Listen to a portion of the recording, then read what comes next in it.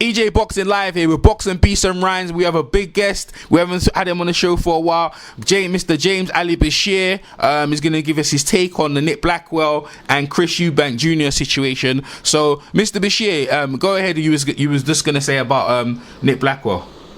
And my take on the situation is the same as it has been. I spoke to you some years ago about these kinds of situations, and I see it over and over and over again, because boxing is one of the few sports that a resume is required. You can't do it in rugby, you can't do it in professional basketball, baseball, football. You can't just walk in off the street with no credits, with no accolades, and get into a major situation, and fighting is a major situation, regardless of what level. It can be at a 4-round level or at a 12-round level, but it's not to be taken lightly.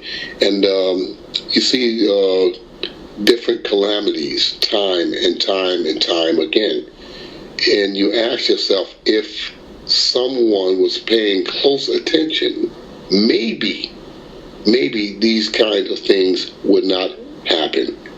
If the referee was mindful, thoughtful enough, if the corner was thoughtful enough, or if somebody in his family was thoughtful enough, they would have said, enough is enough, stop this fight. We had the young man that got hurt down in the garden a couple of years ago. Agdamayev, yeah. Yeah, Abdul Salamov got hurt down there.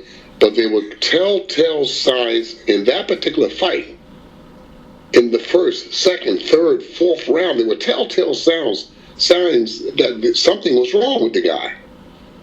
He said something, made some reference of he couldn't feel his face, or is my nose. He was asking weird questions indicating that something was wrong with him.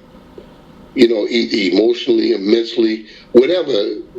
It's a thing where the fight should have been stopped, in my thinking.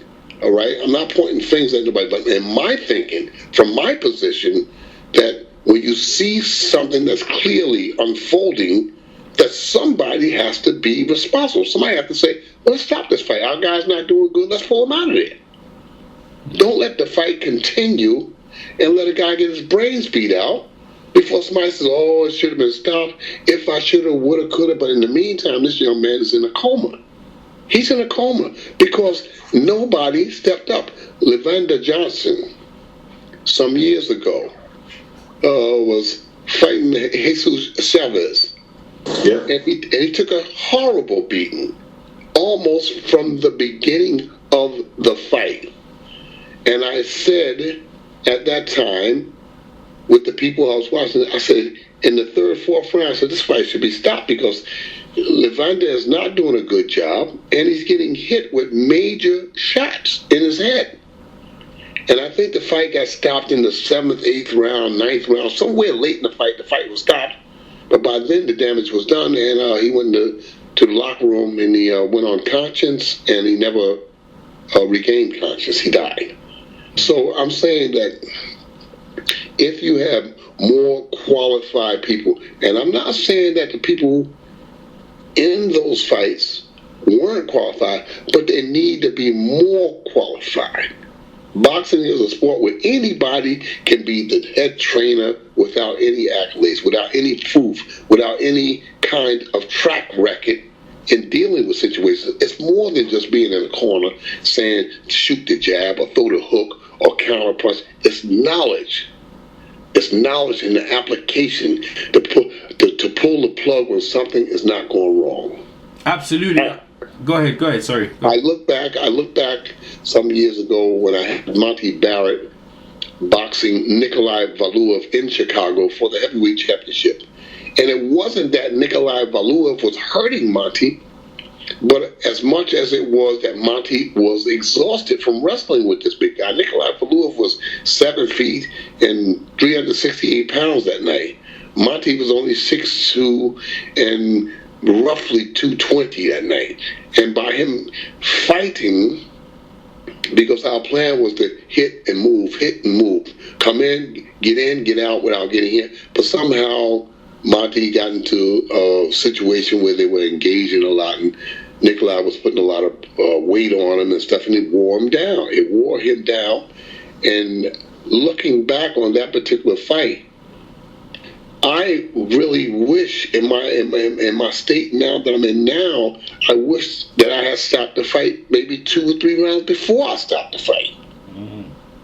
I made motion to the referee that I wanted to stop the fight, and he basically responded by waving his hand at me saying, well, wait a minute, because he's doing all, as though he was indicating me that my guy Monty was coming back in the fight. So he just like motioned with his hand for me to wait a minute. And at that point, I jumped in the ring and stopped the fight. I said, what do you mean, wait a minute?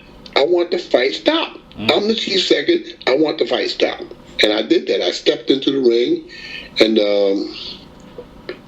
I stopped the fight. Emmanuel Stewart was doing the commentary then, and I believe Emmanuel said that, well, that I could be suspended for stepping into the ring like that. And Jim Lampley from HBO replied, well, so what? This is what Lampley says, so what? He said, I call that saving your fighter, and that's what my aim was, to save Monty Barrett from perhaps being seriously injured. You know, so I stepped in and I stopped the fight at that point because I didn't want to see my guy get injured where he couldn't go back to his family. You know, there's life after boxing. Mm. You know, I look back at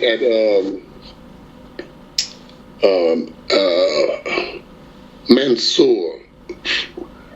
Mansour fought a couple of weeks ago. Dominic Brazil. Yeah. Against Dominic Brazil. And I watched the reaction of the trainer when the fight was stopped. He said, come on, man, don't do this to me. Mm. And here's a man that's got, his tongue is torn. His tongue is split in half. From the second round. From the second round. He did it from the second round onwards. And he was swallowing a massive amount of blood. Yeah.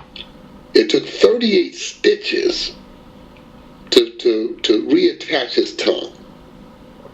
Can you imagine getting stitches in your tongue? 38 stitches? Do you know how swollen up his tongue must have been inside of his mouth? Mm-hmm. Mm-hmm. And to have compound the situation, his jaw was broken. And he went those rounds in a fight that he was winning. He was winning that fight. Mm-hmm.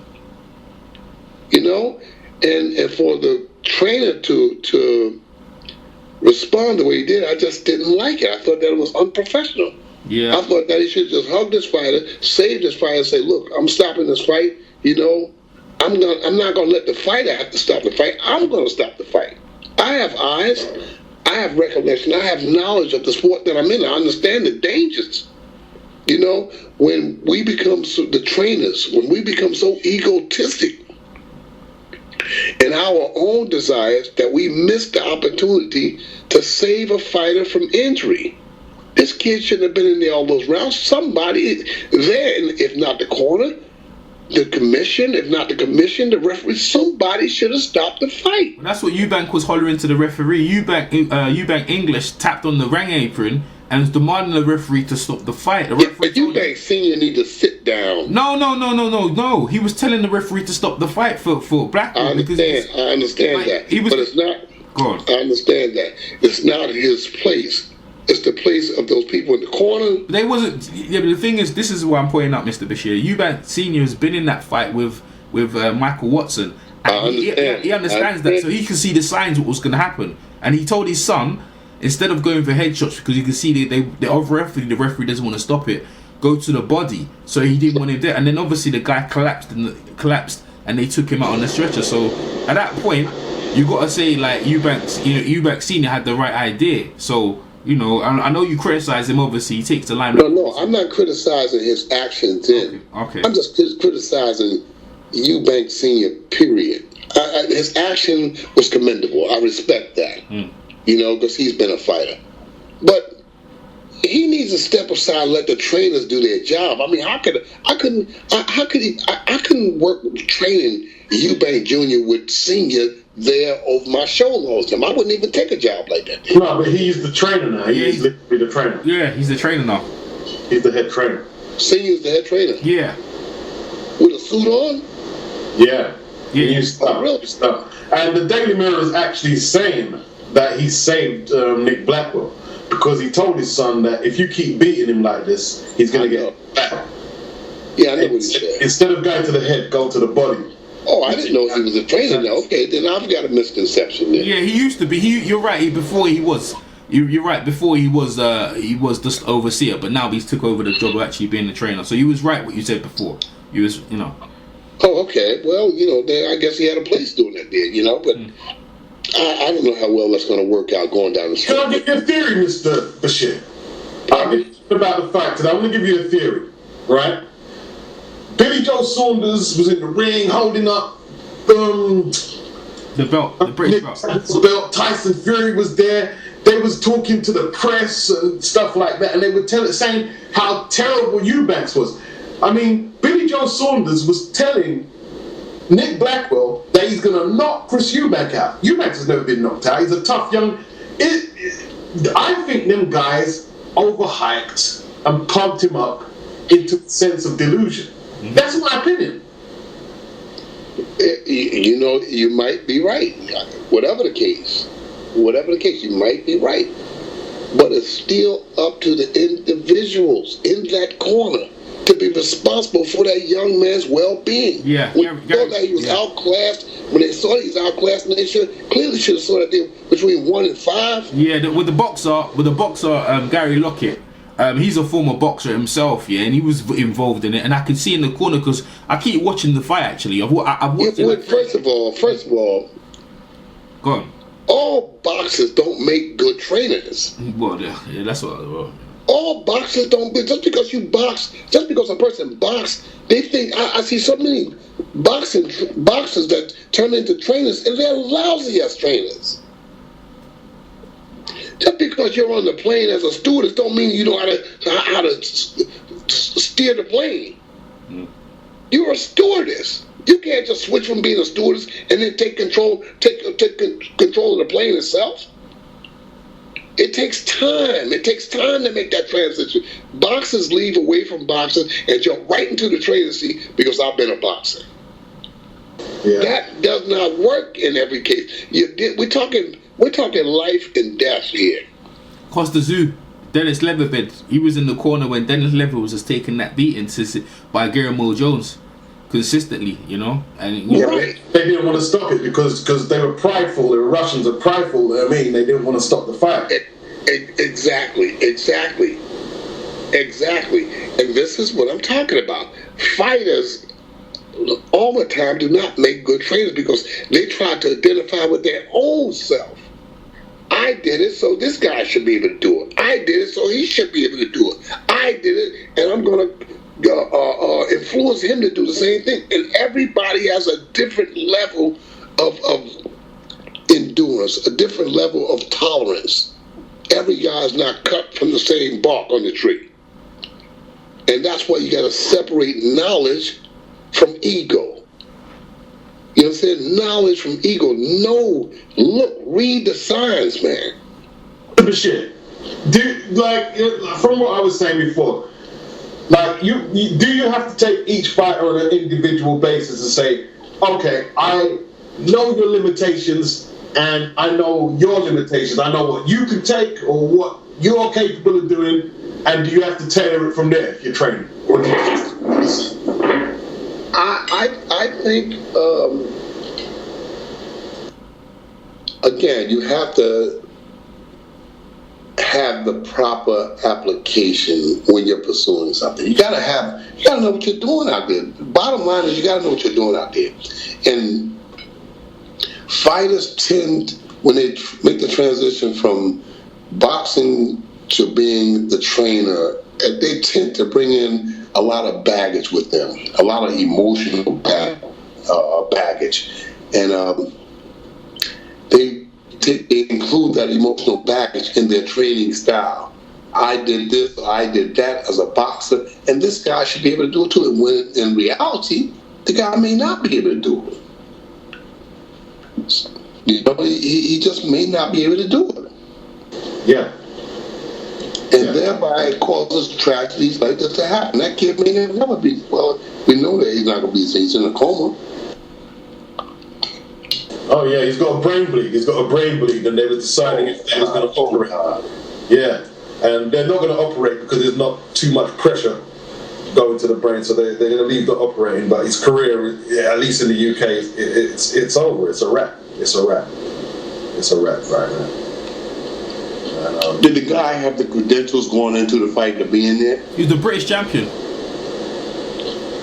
And he stopped the guy before. It seemed like a good fight. I think the promoter was banging on the apron. Mick Hennessy was banging on the apron, cheering the fighter on. You had the Furies. I'm not blaming them. They were obviously backing their guy because they're travellers. But the thing is, and the TV crew, the TV crew actually had the guy had Nick Blackwell winning some of the rounds, and I couldn't see which round he was winning.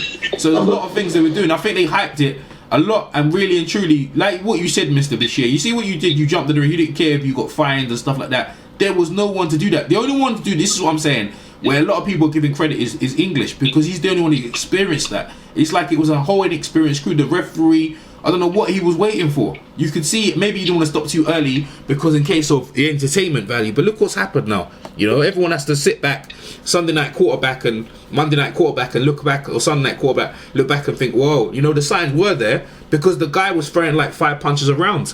And Eubank was banging off like near 40 punches, near like 10 punches combinations at a time.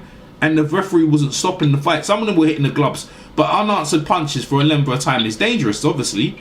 Of course it's dangerous. Because like even the ones that were blocked, they still rattle your head. I mean, like he was getting hit hard. The uppercuts. Yeah, the uppercuts was, it was bad, man. It was bad. Man. On the flip side, Mr. Bashir, do you see Andre Ward? No, I didn't see Andre Ward. Oh, you haven't seen Andre Ward? But I figured that fight would be stopped. You know, I was surprised the guy went the distance, you know, but I didn't see the fight. Okay, what about Kell Brook versus Kevin Bizier? No, I was flying. I was in the air. Oh, yeah, you did say. Yeah, that was uneventful. Yeah. Like you remember the Leander Johnson Jesus fight? Like I just made mention of that. Yeah. I'm gonna go back. In hindsight, like I was watching it. Did you remember his left leg couldn't come off the ground when he was moving? It was dragging on the floor. Right. And his cornerman didn't see that. His brother and his father. Yeah. These are things you're supposed to be in tune with your fighter's body language if there's any abnormalities from what they're normally doing, and they didn't spot it. Yeah, but Beats, when we watched the fight, what did we see? Like, I know I'm watching it back. What are the telltale signs? I mean, the only thing I can come up with is unanswered punches, but that was it. What was your telltale sign to see that he was going to go into a coma? Who, Nick Blackwell? Yeah. Bro, look, from the first round, Eubank teed off a 6-punch combination. You could see the poise and the hand speed was there. Nick Blackwell's only chance was that Eubank was going to fade down the stretch and he'd catch him with something, right?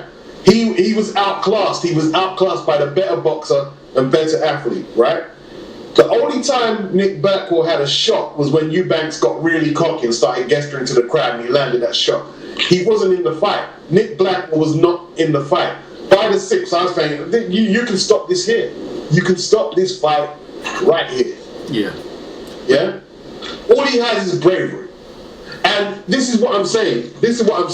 I'm not blaming Fury or Billy Joe Saunders, but if you have a fighter who is only, British level experience, and you're amping him up and telling him that Chris Eubank is garbage and he can't punch and he's rubbish, that's wrong. You're deluding the guy.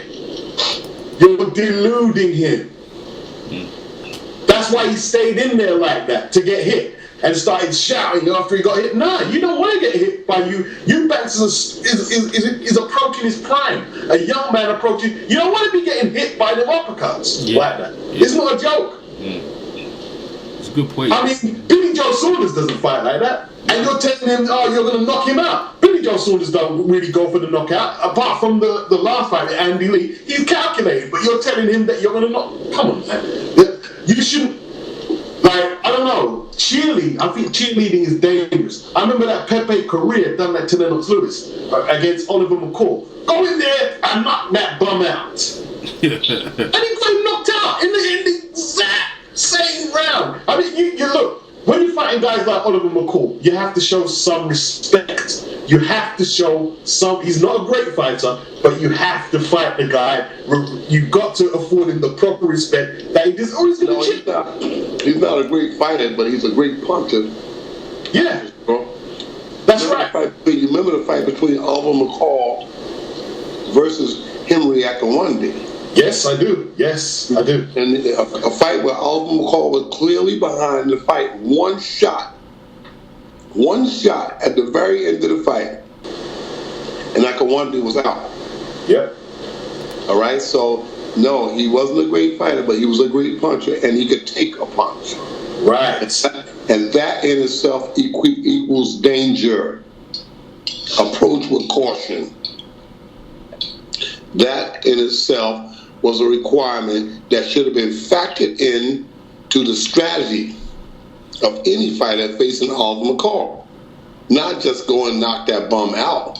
Oh no, he's not that kind of bum. If he is a bum at all, he's a dangerous bum. That's right. This is Mike Tyson's chief sparring partner in his prime. Never been stopped. You go in there and just knock the bum. See, that's cheerleading. Right? There's a difference between coaching and cheerleading. I'm glad you made that emphasis, because that's what's going on in boxing now. That's the battle cry in boxing now. Cheerleading. I see so many mistakes with so-called teachers or trainers out there. I see let me rephrase that. There are no teachers out there. I hear a lot of cheerleading. You know, a lot of different additives that shouldn't be in boxing. You know, like I said, if a guy can do some tricks with the mitts, that makes him a qualified trainer. You know, which it doesn't, because in my mind, mitts has very little to do with the art of boxing. Very little, like maybe 1/5, not even a fourth, 1/5. It's a good exercise. It's good for television, but for the actual application of the boxing itself, no. I think mitts has very little to do with the knowledge and application of the sport. You know, but now it's become a calling card, a reference factor, if you will. You know, that I can do mitts, so that makes me qualified. No, training, in my mind, is like driving. You got to know when to apply gas, when to take your foot off the gas, when to make a left turn. It's maneuvering. Yeah. Understand? Knowing when to hold, knowing when to hold them and knowing when to fold them. And that's what's absent in boxing. You know, how else can anybody account for the fact that guys yesterday were having 100 fights before they retire? Now a guy has 20 fights, 25 fights, and he's out of boxing. Mm. And if you have 39, 40 fights or 50 fights, that's a lot of fights nowadays. Mm-hmm. When yesteryear you had very little commission, very weak commissions. You can put a bag of rocks in your gloves, everything inside your glove, and these guys were going 89 and 90 and 100 and 120 fights before they retired. So how else can anybody account for them having so much successful longevity, and now fighters are done at 25, 30 fights? They're done, if that, because there are no teachers.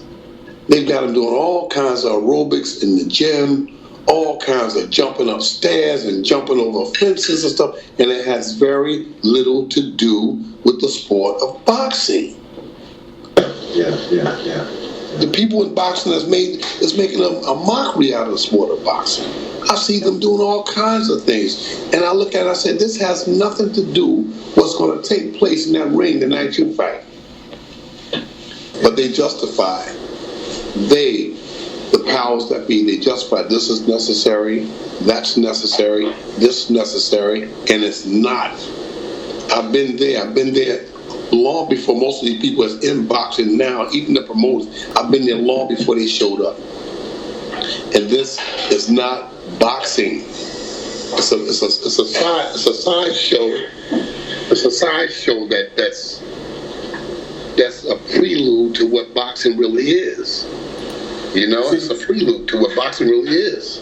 I think a lot of fighters these days, you know, with the entourages, but I think they're distracted. I think Nick Blackwell, even though I don't think he could have beat you, man, I think he was distracted. I think Billy Joe Saunders on the commentary team shouting out Eubanks' rubbish and sort of like it was about him and Eubank wasn't a good look. Like, you know, he's round there shouting out off and putting the belt in Eubanks, seeing his face. You look, a fighter who is inexperienced needs a calm, tight corner. He doesn't need a bunch of guys, you know, acting like yobs and stuff like that. That's not going to help him. It's not going to help him. Right. But this is the thing, yeah. I was at the weigh-in and stuff like that, and it was just Nick Blackwell and his trainer, Gary Lockett. And to be honest with you, this is where Mr. Bashir and a more experienced trainer Mayer came into it and stopped all that stuff. You know, carrying the belt and getting all ramped up. And you're right, Beats. I actually think that was influence. Channel 5, big TV. Maybe the fight they wanted to be stopped too early because a lot of people complain. You know, and I think Victor Lachlan, the referee at the time, maybe felt that as well. But I tell you one thing, who didn't, and this is what I'm saying. Eubank Senior at this time knew. You see, the thing is in boxing, you can't take that many unanswered punches. I know you haven't seen the fight in its entirety, Mr. Bashir, but you can't take unanswered punches, even if the punches. You're not getting rocked back and stuff like that. There's you obviously it's the brain, like you saw with Agnemagov.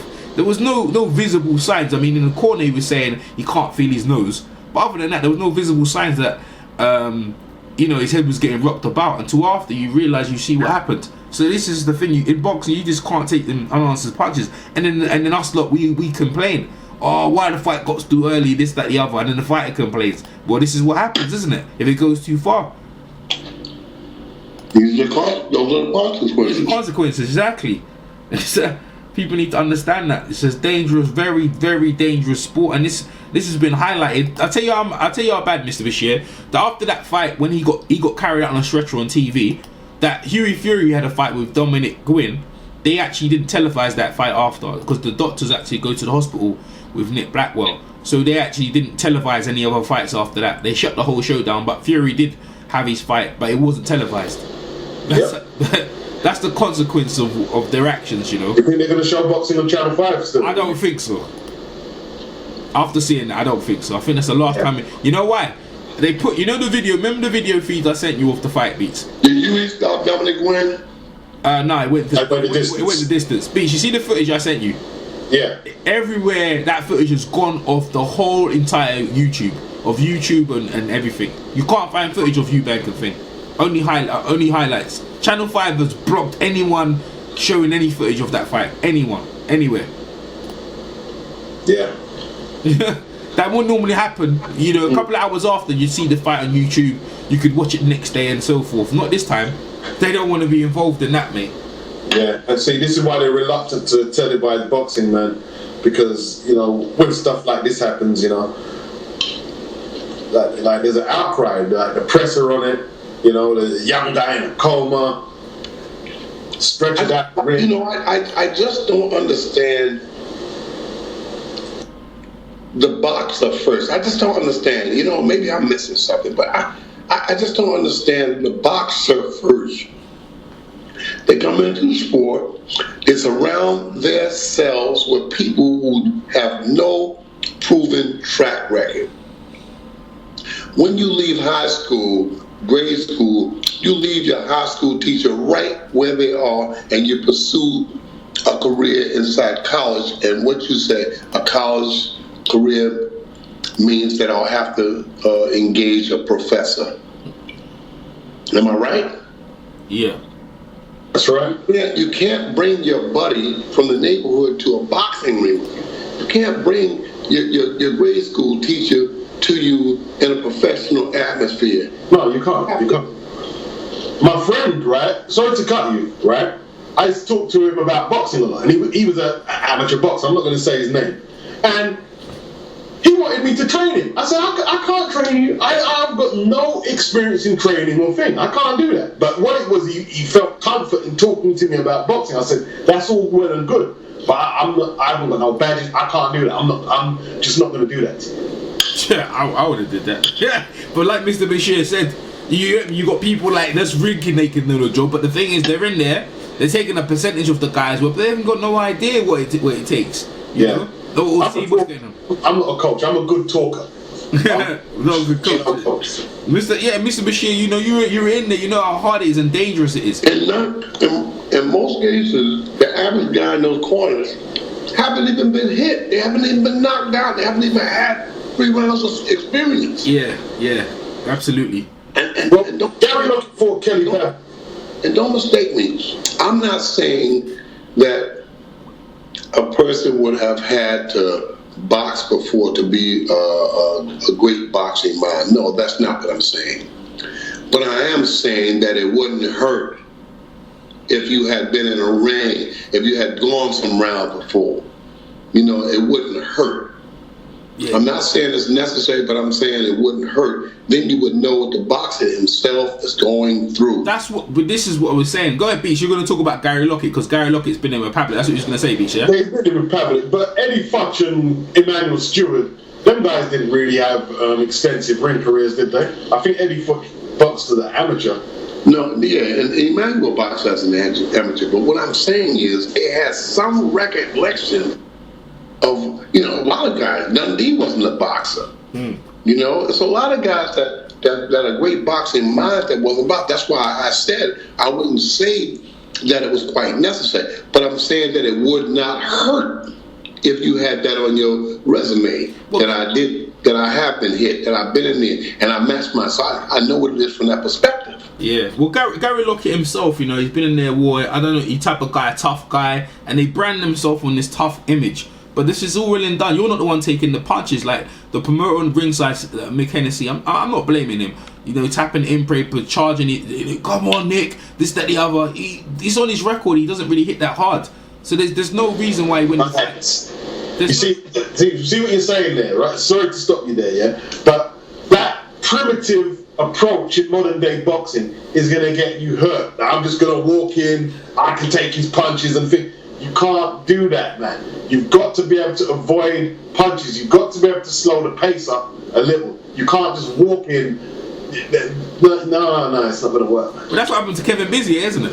Yeah, that same mindset. I'm going to be more tougher than you. I'm going to walk through punches. When the guy was more smarter than you, you know. And this is why I feel with Keith Thurman and Porter. I feel like with Keith Thurman, he has more areas of winning than Porter. But we're going to change the subject because we've talked long enough on this. I'm going to stop the video right now on my thing, on the Blackwell situation. We're going to talk about Mr. Bashir and his fighter. So we're going to catch you on that one. DJ Boxing Live here. DJ Boxing Live here.